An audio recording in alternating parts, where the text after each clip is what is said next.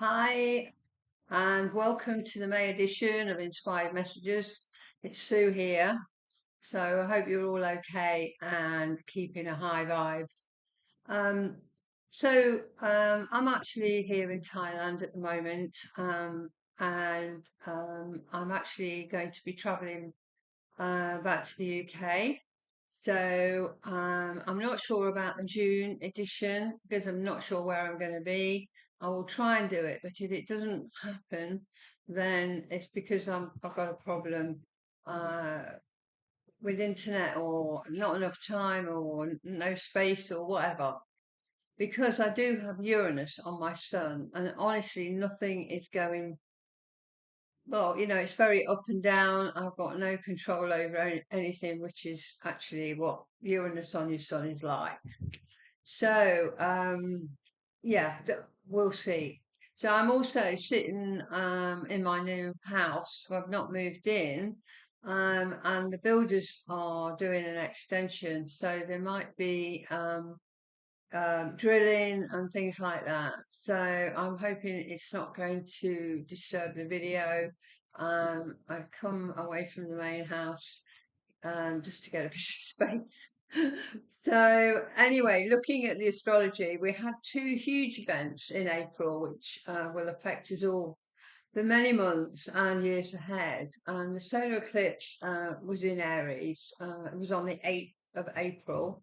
And the Uranus Jupiter conjunction, which was on the 20th, 21st of April, depending on where you are in the world, it was, one day or another.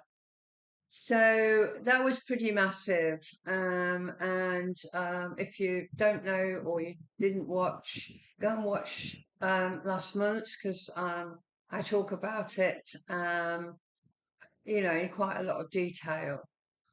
But anyway, I certainly know, as I say, personally, how these transits have and are affecting me because of the Uranus on my sun. And on the 21st, I had Jupiter on my sun, which for me will not happen for another 12 years. So again, quite big. And Jupiter brings expansion and opportunity, and the Uranus a hectic, chaotic time, which is actually what I'm experiencing. Um, so May, we're in May, and May is actually my birthday month. So I will be having a new beginning this month. And that's because you do a chart for when the sun comes back to the same degree as when you were born. This is called the solar return. So you have to put the place where you will be on your birthday, and for me, it will be in Somerset in the UK. So this chart shows the area of your life which will be highlighted over the next 12 months. And this year, the sun in the solar return chart is in the eighth house. So the eighth house is about change, a lot of change. And obviously that's certainly the case for me because I've moved to Thailand. Um, and also it can be to do with wills um, and a kind of financial, um, maybe financial, looking at your finances, which I'll probably be doing as well when I'm in the UK. So it's very apt. And I did look at, obviously, very briefly at the rest of the chart. It all seems quite accurate to what's going on. And I did have the Uranus, I will have, sorry, on my birthday. I will have Uranus on my sun exact. So at the moment, it's a couple of degrees away. I mean, it still has an effect when it's 2 degrees away. It's just stronger when, it's actually on it. So, yeah, we'll wait and see what kind of a day I actually have on my birthday, which is the 14th, so halfway through the month. So, and yeah, I'm traveling, not just in the UK. I'm hoping to go to Reykjavik in Iceland and also to France. So, and I just feel, it will be very up and down because Uranus on your sun just suggests, hectic, not relaxation, just hectic travel.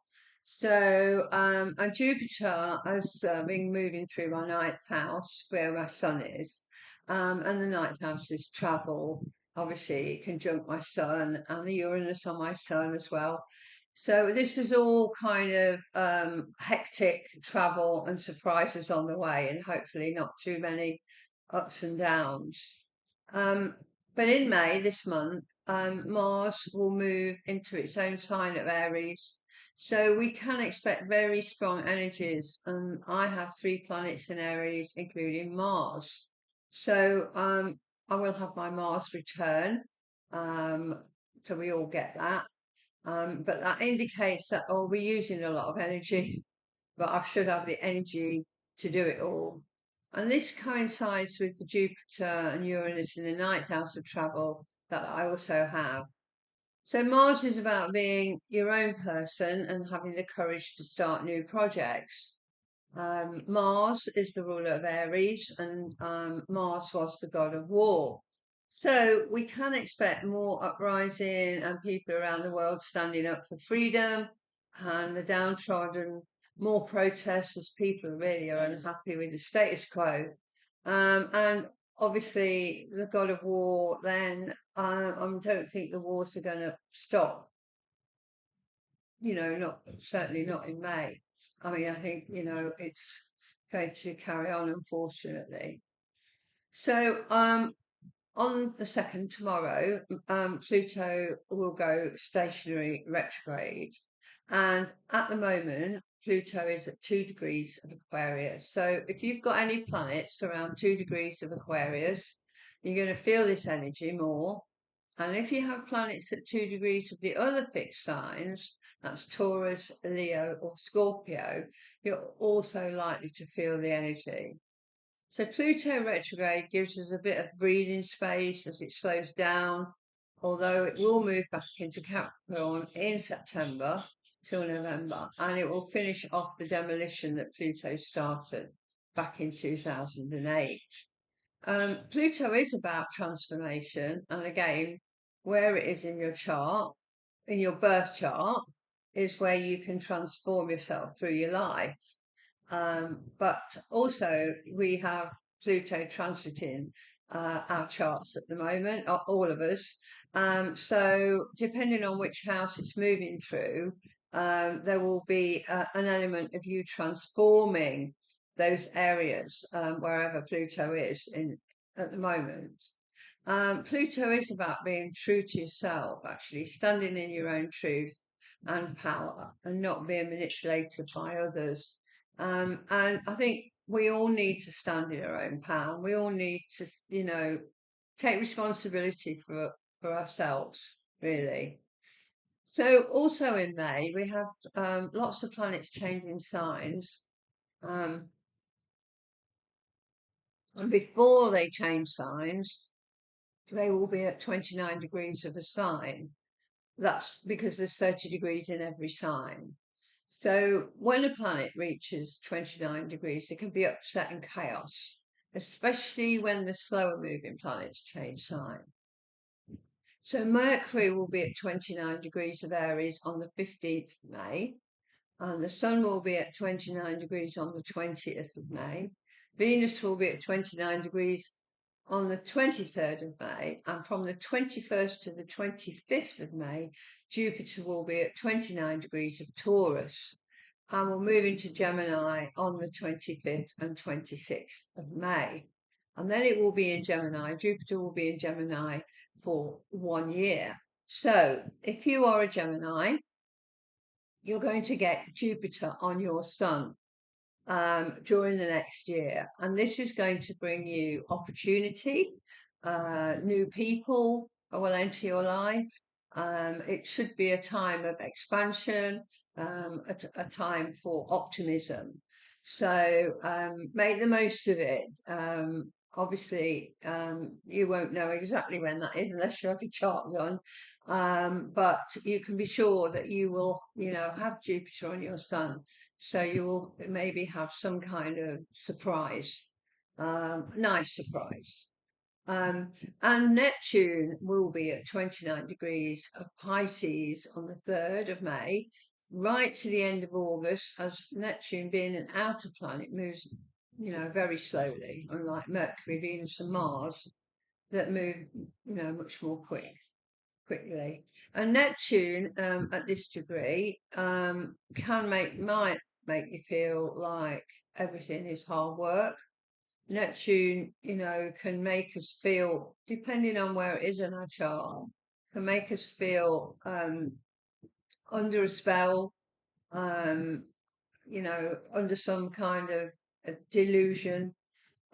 So we need to be careful. If we've got a strong Neptune, we're going to feel it more than others. So you might just pass and you might not feel it at all.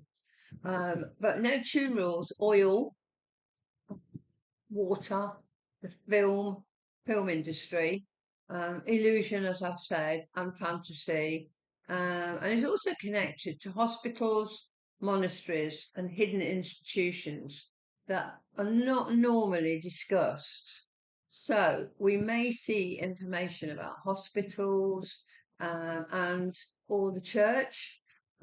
We are already experiencing flooding, because it rules water around the country, around the UK, but also around the world. And I've included a link to a very short video about the floods around the world under this video. So go and take a look, because I don't know whether it's on mainstream uh, news. Obviously, I don't watch it. I haven't got access to it, but I wouldn't watch it anyway. So I don't know whether it's on the mainstream news or not. But have a look at this video. It's very short. So on the 8th of May, we have a new moon, and it's a super moon, and it's in Taurus, and it will be 4:22 British Summer Time, 3:22 Universal Time. This is UK times. And it has an Aries ascendant ruled by Mars. So, there's a lot of energy in this supermoon. And this new moon being in Taurus is close to my sun, which is obviously in the ninth house of travel, faith, beliefs, philosophy, the law, learning, and teaching. And the sun and the moon is also conjunct with Jupiter and the Uranus in this new moon chart. Actually, this is all really close to my sun, as if I haven't got enough going on. And I'm traveling, I can't even hide away. So it's all a bit bizarre, but anyway, I have to have to go with it. So I'm going to feel this energy more than most people. And actually, Taurus wants stability. I want stability, and doesn't really like change. But here I am doing lots of traveling and lots of change. Uranus wants to shake things up. So that's what is actually happening. It doesn't want to stay stable. So Uranus in Taurus, we've got Uranus that wants everything upside down and wants change, in Taurus that wants stability. So it's not easy. The Jupiter actually expands the energy as well. So um, Taurus is connected to finance, banking, agriculture, and what we value in our lives. So, with this new moon, we can expect any of those things to be spotlighted. And the farmers are still protesting, which is highlighted by the Jupiter Uranus in Taurus and the Mars in Aries. And I keep seeing posts saying no farmers, no food, and also posts about keeping cash going. So this is all very Taurian, because Taurus rules food, it rules finance. So all these things are highlighted, and as above, so below. It's in the sky, and we see it represented down here on the earth plane. So last month I talked about Ceres, the goddess of agriculture and grain. And Ceres is actually making a trine to not only the new moon, but the Uranus and the Jupiter. And there are many new projects in the background springing up everywhere to support farmers. And so we can miss out, the supermarket. So we go farmers directly to us. So we've got more farmers markets, more farm shops, so we can buy direct from the farmers. So the People's Food and Farming Alliance and the Pharmacy Co-op are two organisations that are standalone and grassroots run. So I will put a link to the People's Food and Farming and website and the Pharmacy Co-op website under this video, so you can have a look and get involved, because the people running these projects are very much aware of what's going on, and that's why they started these projects, and they really need our support, and everyone needs to be on the same page, and we all need to be buying from them, and the others that are scattered around the country, because they're not the only two. So the question is, do you want naturally grown produce food from our farmers, or the supermarket rubbish that the global elites have in store for us? Bugs, I think they're already food with bugs in, crisps and things like that. Anyway, if you've not heard of the World Economic Forum and Agenda 30, I have another video link from a talk Sandy Adams gave in April. And Sandy has been researching the WEF the last 18 years, and she really knows her stuff. So I'll put that under this video as well, the link to that. But actually, GMO, which is what they're doing, we thought that was all that was it. But it's basically just the tip of the iceberg, excuse the pun, that the elite are planning, and it has already started. So buy natural food and not processed. And Ferrero Rocher chocolates have parasites in them. And so I enclose another very short video link on that as well, so you can have a look. And I imagine if Ferrero Rocher have got parasites in their chocolates, there are going to be lots of other companies. I think Nestle are not very good. I think we've really got to just stop eating anything that's been made in a factory, because they're just going to put anything they think in it. Talk about E numbers, which I've always been against, which have been around forever. This is going to a whole new level. So yeah, I think we've really got to just buy as much fresh food as we can, and organic, because they're even talking about we've got this I can't remember what it's called, but it makes the food last 3 months. Well, it's obviously not going to be fresh if you have that. So you've really got to buy your food from a different source, a source that has been grown as well as possible. And the other thing is growing your own. And if everybody, so somebody did carrots and somebody did onions and somebody did beans and somebody did potatoes, we have a lot. You can, in your area, you can share them. So I think we've really got to think about it. And with all this stuff going on in Taurus, it's the right time.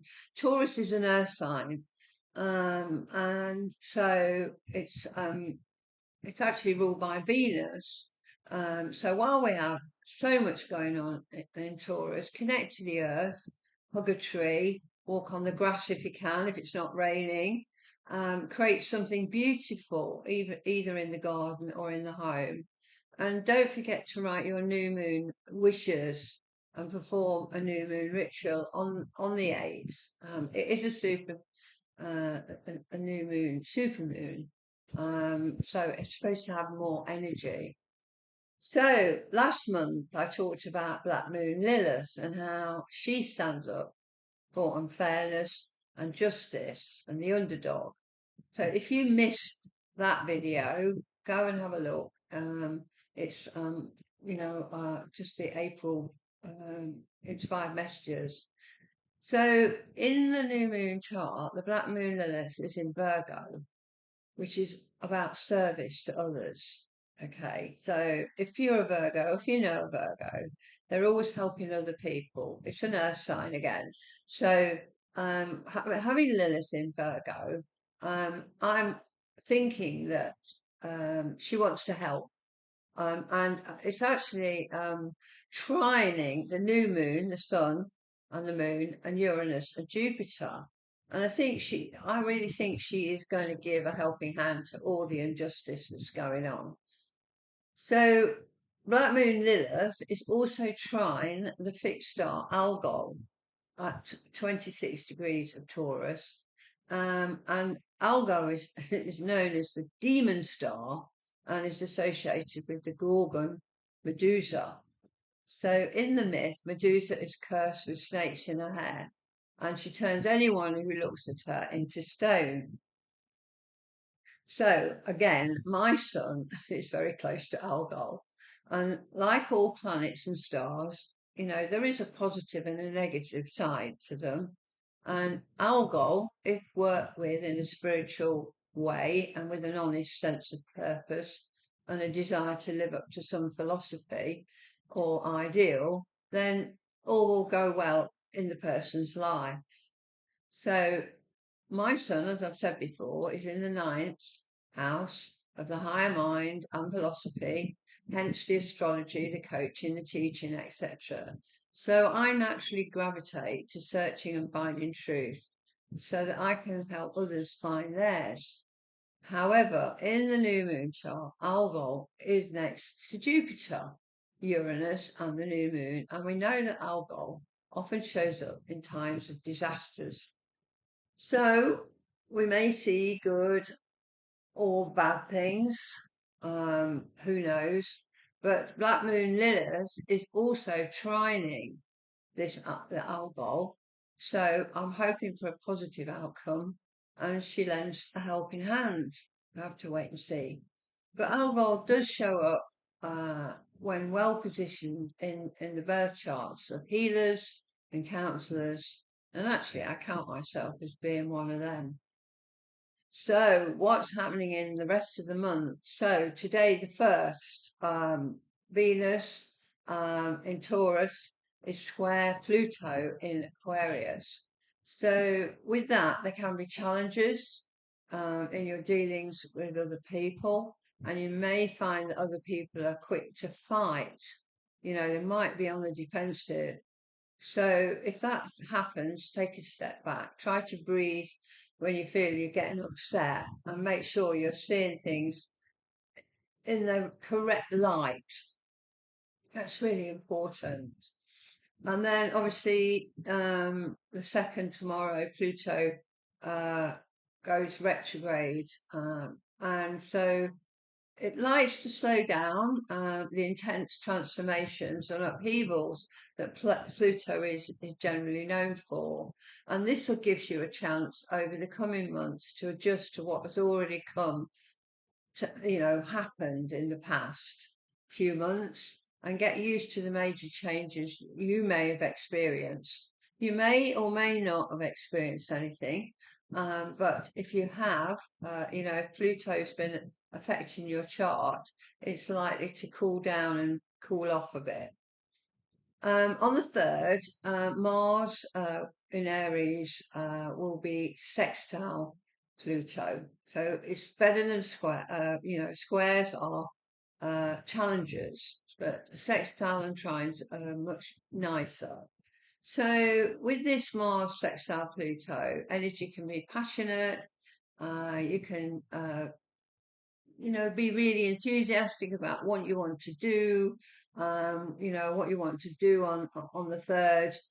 You can take control, make what you want happen, because Mars is very forceful, and it's sextiling Pluto, which, the two together work really, really well. So, make the most of the third, when we've got Mars sextile Pluto.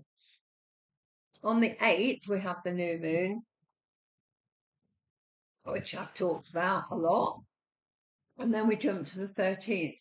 And the sun is conjunct Uranus, obviously in Taurus. That's going to be on my birthday, or the day before my birthday.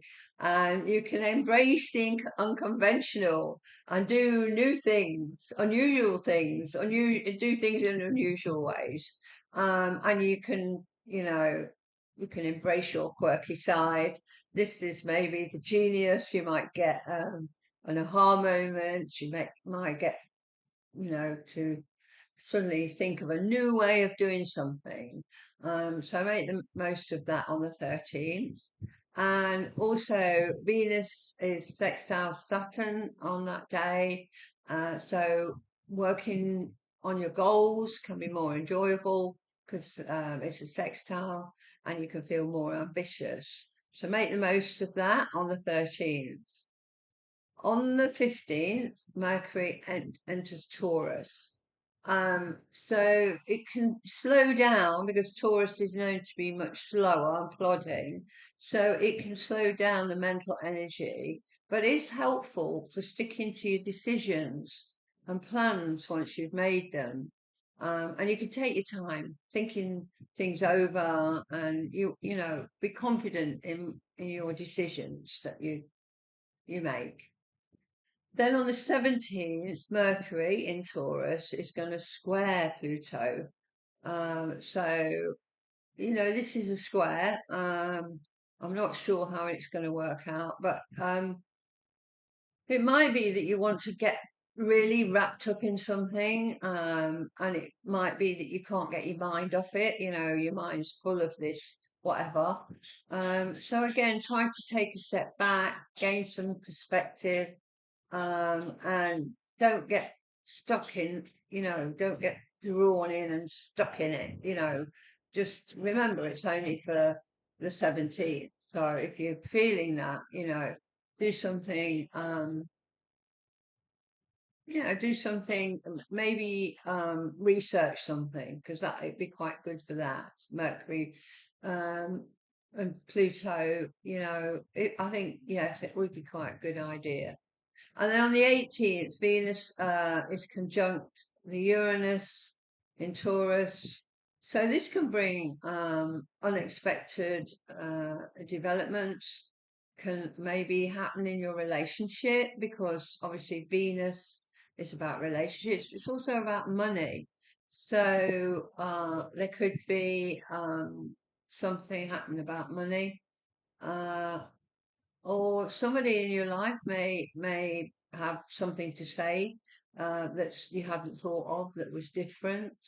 But you need to be flexible, I think, and go with it. Venus conjunct Uranus can be very kind of, explosive. So again, just take it easy, take a step back. Also, on the 18th, we've got the Sun conjunct the Jupiter, because it's conjunct both of them.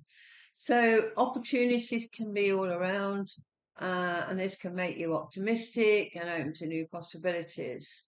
I think it's important to do what excites you most, something that makes you feel alive, something that makes you feel good, maybe something that you've not done before, while we have the Venus conjunct Uranus and the Sun conjunct Jupiter, all on the same day. I think it's going to be a pretty powerful day. The 19th, the Sun is sextile to Neptune. So this is great for your intuition. Listen to your gut. If you've got decisions to make, it can help you through your challenges you're dealing with. And so listen to your inner voice. What does your inner voice have to say? And it is a sextile, so that's quite good. Um, I know, listen to your dreams or write your dreams down if you feel they have meaning and you can remember them. Maybe think about your goals, all that kind of thing. Write a vision board, um, so that you put it out there that what you need to tell the universe really what you want. So on the 20th, we've got the sun entering Gemini. And so with the sun in Gemini, this kicks off the Gemini season, and you can spend the next month with a more active mind, sorting through ideas, putting together your plans, short-term plans, keeping busy, be active, engaged, inquisitive, social, being out there. It's June, it's more likely to be with people, having barbecues, etc., etc. So enjoy the sun going into Gemini, and on the 22nd, the sun is going to trine Pluto.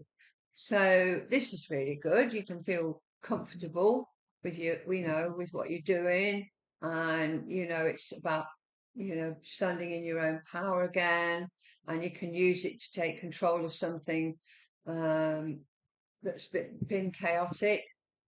And Pluto's about transformation, so you can transform and make use of, transforming something in your life. And excuse me, the Pluto is going to bring passion and intensity into this. So what do you want to transform when the sun trines Pluto on the 22nd? The 23rd, we've got a full moon in the sign of Sagittarius. So with a Sagittarius full moon, you can be more passionate about your beliefs, defend yourself, can finalize a course of study, or can finish plans for travel. You can have a solid view of the big picture. And this all will be good for your mood. So Sagittarius is very well, it's ruled by Jupiter, so it's very kind of out there, and it's very optimistic, it's very positive. But it is a full moon, so you do want to think about the things that you don't want in your life anymore. So write a list about all the things that you don't want, that you want to get rid of.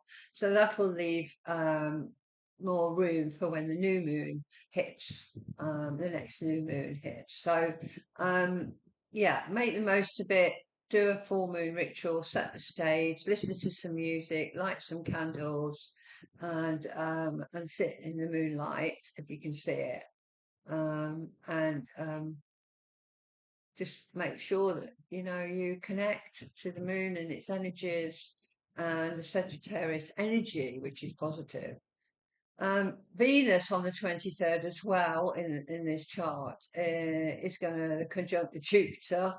So this energy adds to, it can feel lucky, you can be more, like I say, optimistic, gregarious with others, and you can feel so good that you see so many more opportunities open up for you. And Venus is also going to be on that day sextile Neptune. So, your charisma can be strong, and you can get along well with others. You can be more compassionate and helpful. And also, Jupiter is sextile Neptune as well. So, this is really good for, you know, compassion and intuition, and you can experience a big surge in anything to do with your imagination.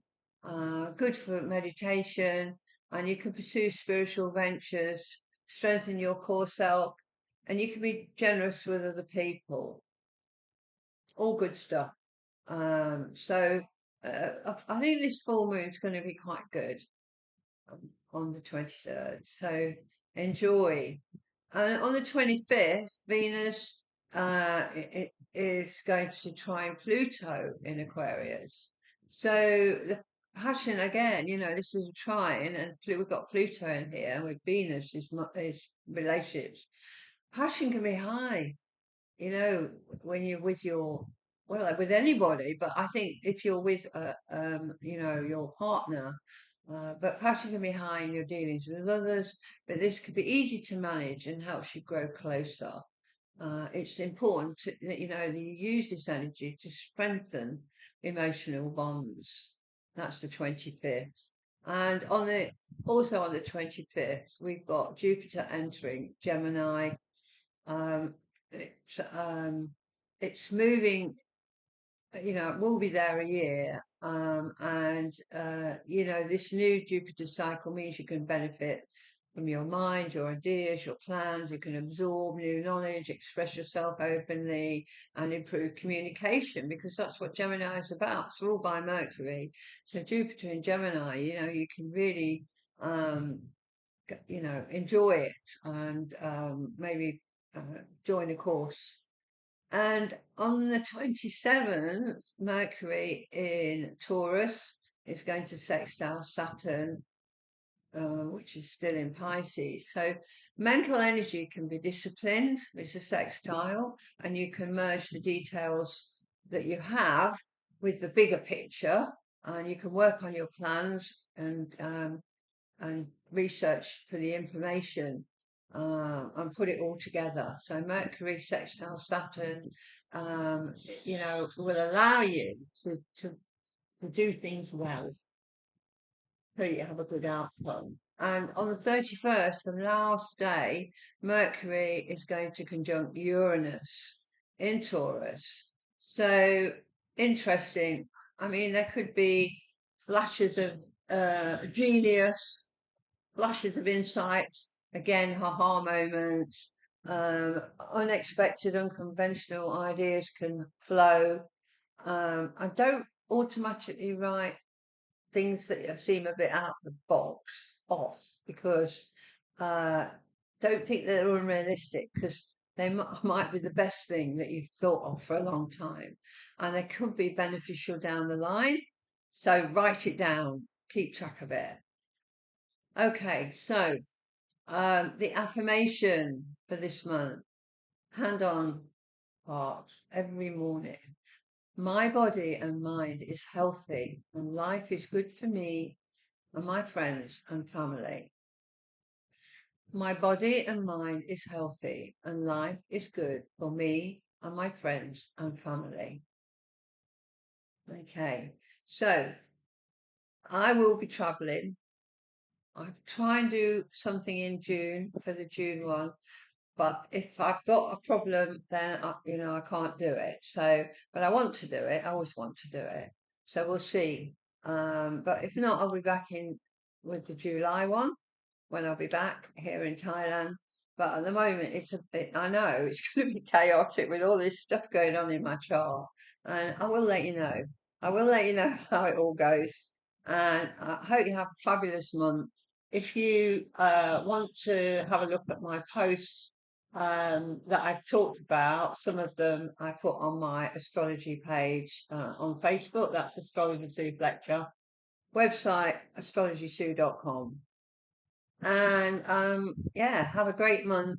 Enjoy May. It's my birthday month. I always love May because it's usually a nice month. And we've got all the summer, you've got all the summer in front of you, which can't be bad. So let's stay positive. Let's keep the vibe high. Please look at the videos and share them that I put underneath this one, and share mine as well. That would be great. So people know what's going on. So as I say, have a great May. Namaste. We'll see you soon.